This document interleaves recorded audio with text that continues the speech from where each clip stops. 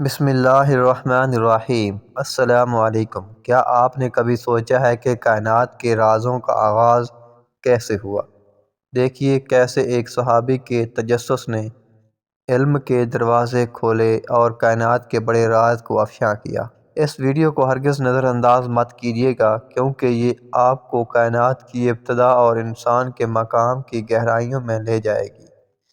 ایک صحابی رضی اللہ تعالیٰ عنہ نے رسول اللہ صلی اللہ علیہ وسلم سے سوال کیا، اے اللہ کے رسول صلی اللہ علیہ وسلم، زمین اور آسمان کو پیدا کرنے سے پہلے ہمارا پروردگار کہاں تھا؟ آپ صلی اللہ علیہ وسلم نے فرمایا کہ جب اللہ کے سوا اور کچھ نہیں تھا تو پھر اس نے پانی پر اپنا عرش بنایا، گویا یہ اس کائنات کی ابتدا تھی۔ پھر اللہ نے قلم کو پیدا کیا اور اس کو حکم دیا کہ لکھ، اور کلام نے اللہ تعالیٰ کے حکم اور اس کے علم سے قیامت تک ہونے والے سب کچھ لوح محفوظ میں لکھ دیا۔ اس کے بعد آسمان اور زمین 6 دن میں تخلیق کی گئی۔ یمن سے آئے ہوئے ایک وفد نے رسول اللہ صلی اللہ علیہ وسلم سے کہا، ہم آپ سے دین کی سمجھ اور علم کی ابتدا جاننے کے لیے آئے ہیں۔ تو آپ صلی اللہ علیہ وسلم نے فرمایا، جس کا مفہوم یہ ہے کہ سب سے پہلے صرف اللہ تھا، اس کا عرش پانی پر تھا، پھر اس نے قلم پیدا کیا، اس قلم نے لوح محفوظ پر قیامت تک ہونے والے تمام واقعات لکھ دیے، پھر انسان اور زمین کو پیدا کیا گیا۔ اس کی جو ترتیب ہمیں روایات سے ملتی ہے وہ کچھ یوں ہے کہ اللہ تعالیٰ نے ہفتے کے دن مٹی پر زمین کو پیدا کیا۔ جب اللہ تعالیٰ نے زمین بنائی تو وہ کانپنے لگی، پھر اللہ نے اتوار کو اس میں پہاڑ بنائے زمین کو سہارا دینے کے لیے، ایسے جیسے اس میں کیل ٹھونک دی ہے، اس سے زمین ساکن ہو گئی۔ پیر کے دن اس میں درخت اگائے، منگل کے دن تکالیف، مصیبتیں، جراثیم اور بیماریاں بنائیں، بدھ کے دن نور کو پیدا فرمایا، جمعرات کو زمین میں چوپائے بنائے اور انہیں زمین پر پھیلا دیا، اور پھر جمعہ کے دن آخری گھڑیوں میں یعنی عصر کے بعد آدم علیہ السلام کو پیدا فرمایا۔ گویا اللہ تعالیٰ نے انسان کی پیدائش سے پہلے اس کی آسائشوں کے لیے زمین اور اس پر ضرورت کے تمام اشیاء پیدا فرما دی تھیں، یعنی مخلوق کی ابتدا میں آخری نمبر پر انسان کو پیدا کیا گیا تھا، اور نسل انسانی میں سب سے پہلے تخلیق حضرت آدم علیہ السلام کی تھی۔ وہ تمام انسانوں کے باپ ہیں۔ انسانوں کی پیدائش سے پہلے فرشتوں اور جنوں کی تخلیق بھی ہو چکی تھی۔ فرشتے اللہ کی وہ مخلوق ہیں جن کا اصل ٹھکانہ آسمان ہے، اور وہ زمین والوں کے لیے استغفار کرتے ہیں۔ فرشتوں کو نور سے پیدا کیا گیا ہے، جبکہ جنوں کی پیدائش آگ سے کی گئی ہے، اور انسانوں کی تخلیق مٹی سے ہوئی ہے۔ ابلیس جو کہ شیطان ہے، وہ فرشتوں میں سے نہیں بلکہ جنوں میں سے تھا، اور اس کی تخلیق بھی آگ سے کی گئی۔ کچھ روایات سے پتہ چلتا ہے کہ حضرت آدم علیہ السلام سے 2000 سال پہلے جنات پیدا کیے گئے۔ جب وہ فتنہ فساد میں حد سے بڑھ گئے تو اللہ تعالیٰ نے اس فساد کو ختم کرنے کے لیے آسمان سے فرشتوں کی فوج بھیجی۔ زمین پر جنات اور فرشتوں کے درمیان ایک خوفناک جنگ ہوئی، جس کے نتیجے میں ابلیس کے والدین سمیت زیادہ تر شر پسند مارے گئے۔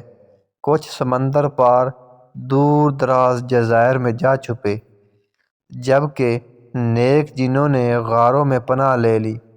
اس وقت ابلیس کم سن تھا اور اس تباہی پر ایک میدان میں کھڑا زاروں قطار رو رہا تھا۔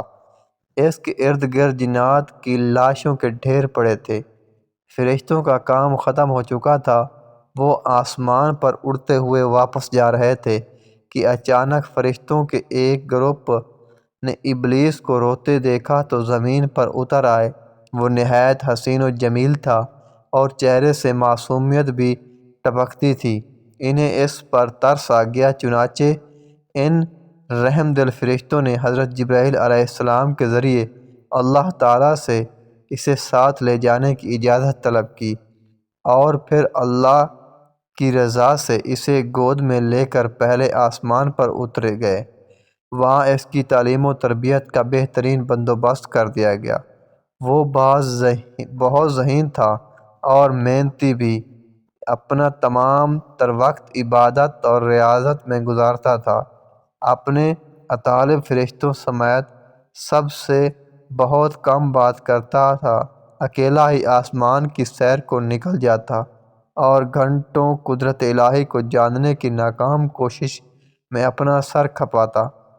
وقت تیزی سے گزر رہا تھا، اس کے سرد رویے نے اسے فرشتوں میں مغرور مشہور کر دیا تھا، لیکن اسے اس کی فکر نہیں تھی۔ اس کا ہدف تو اللہ کا سب سے مقرب اور عبادت گزار بننا تھا۔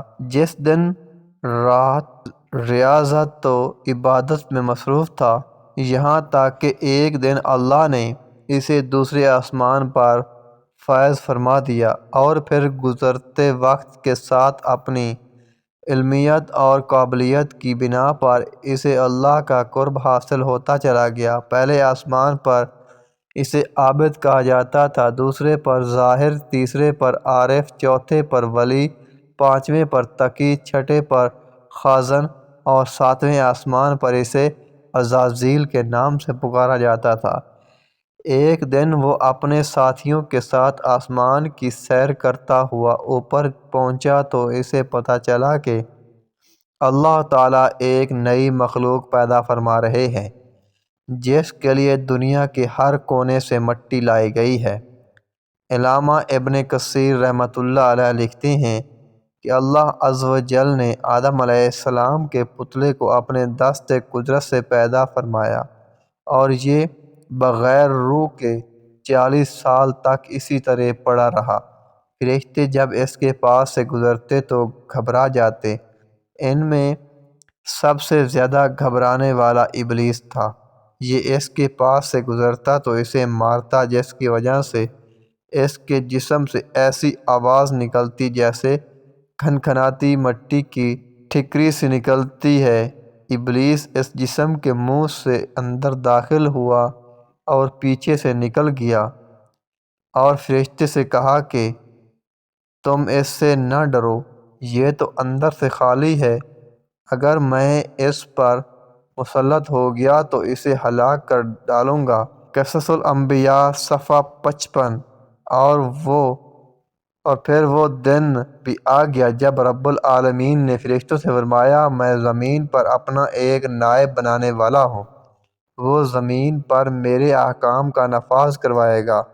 فرشتوں نے عرض کیا، اے پروردگار عالم، یہ زمین پر فساد برپا کرے گا اور یہ آپس میں خون ریزی کریں گے، جبکہ ہم تو دن رات آپ کی تسبیح کرتے رہتے ہیں اور آپ کی پاکی بیان کرتے رہتے ہیں۔ اللہ تعالیٰ نے فرمایا، جو کچھ میں جانتا ہوں وہ تم نہیں جانتے۔ پھر اللہ تعالیٰ نے آدم علیہ السلام کو تمام چیزوں کے نام سکھا دیے اور انہیں فرشتوں کے سامنے پیش کرتے ہوئے فرمایا، اگر تم سچے ہو تو مجھے ان کے نام بتاؤ۔ انہوں نے کہا، تو پاک ہے، ہم تو اتنا ہی جانتے ہیں جتنا تو نے ہمیں بتایا ہے، بے شک تو بڑے علم و حکمت والا ہے۔ پھر اللہ نے فرمایا، اے آدم علیہ السلام، ان چیزوں کے نام بتا دو۔ پھر جب آدم علیہ السلام نے انہیں نام بتا دیے تو فرمایا، کیا میں نے تمہیں نہیں کہا تھا کہ میں آسمانوں اور زمینوں کی چھپی ہوئی چیزوں کو جانتا ہوں، اور جو تم ظاہر کرتے ہو اور جو تم چھپاتے ہو اسے بھی جانتا ہوں۔ پھر فرشتوں کو حکم دیا کہ آدم علیہ السلام کو سجدہ کرو۔ انہوں نے سجدہ کیا مگر ابلیس نے انکار کر دیا۔ سورۃ بقرہ آیت نمبر 30 تا 34۔ ابلیس کے تکبر کی غانیت اور بڑائی نے اسے سجدے سے روکے رکھا۔ اللہ تعالیٰ نے فرمایا، تجھے سجدہ کرنے سے کس چیز نے منع کیا ہے؟ جبکہ میں نے تجھے حکم دیا۔ وہ بولا، میں اس سے بہتر ہوں کہ تو نے مجھے آگ سے بنایا اور اسے مٹی سے بنایا ہے۔ سورۃ اعراف آیت نمبر 12 میں ایسا نہیں کہ اس انسان کو سجدہ کرو جیسے تو نے سڑے ہوئے کھنکھناتے گارے سے پیدا کیا ہے۔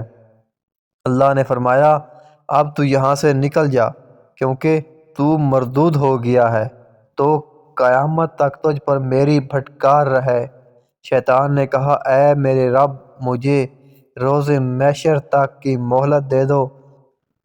فرمایا جا میں نے تجھے معینہ مدت تک کے لیے مہلت دی۔ پھر شیطان نے کہا مجھے تیری عزت کی قسم میں ان سب کو یقیناً بہکاؤں گا۔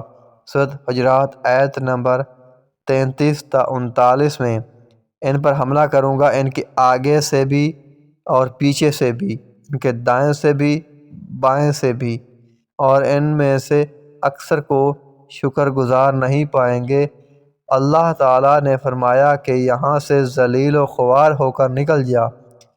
ان میں سے جو شخص تیرا کہا مانے گا میں ان سب سے جہنم کو بھر دوں گا۔ سورۃ اعراف آیت 17 تا 18۔ اور یوں بارگاہ خداوندی سے دھتکارے جانے کے بعد شیطان عزازیل سے ابلیس بن گیا۔ اپنے غرور و تکبر اور رعونت کی بنا پر اس کی ہزاروں سال کی عبادت و ریاضت ضائع ہو گئی اور اسے عرش سے فرش پر پرکھ دیا گیا۔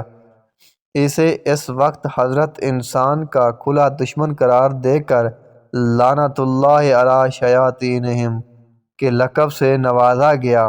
قرآن پاک میں 88 بار شیطان اور 11 بار ابلیس کے نام سے اس کا ذکر کر کے انسانوں کو اس سے دور رہنے اور اس کے شر سے بچنے کا حکم دیا گیا۔ باری تعالیٰ نے 1,24,000 پیغمبروں کو دنیا میں مبعوث فرما کر قوموں کو اس کے مکر و فریب سے بچنے کی تلقین فرمائی۔ زمین پر جانے سے پہلے اس نے اللہ سے 4 چیزوں کی اجازت طلب کی۔ 1 تا حیات، تا قیامت موت سے مہلت۔ نمبر 2 اہل زمین کو بہکانے کی قوت۔ نمبر 3 حیت تبدیل کرنے کی صلاحیت۔ نمبر 4 اولاد کثیر اور ان کی طویل عمریں۔ اللہ تعالیٰ نے فرمایا جا تجھے اجازت ہے، لیکن میرے نیک بندے تیرے فریب میں نہیں آئیں گے، اور جس نے تیرا ساتھ دیا میں تجھ سے اور ان سب سے جہنم کو بھر دوں گا۔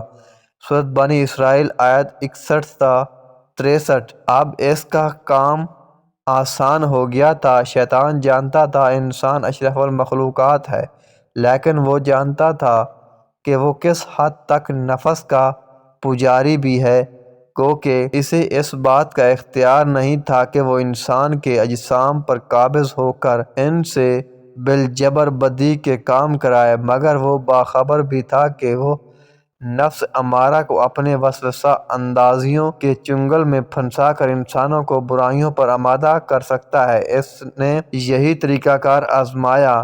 ناظرین، اس واقعے سے ہمیں یہ سبق ملتا ہے کہ علم کے طلب اور ایمان کی مضبوطی ہمیں اللہ کی مخلوق کی حقیقت تک پہنچا سکتی ہے۔ یہ ویڈیو ہمیں بتاتی ہے کہ جیسے ہر چیز کی ایک مقررہ جگہ اور وقت ہے اور اللہ کی حکمت ہر چیز میں موجود ہے، کیا آپ سمجھتے ہیں کہ اس ویڈیو نے بھی آپ کو علم کی جانب اور راغب کروایا ہے؟ آپ کے خیالات اور تاثرات ہمارے لیے قیمتی ہیں۔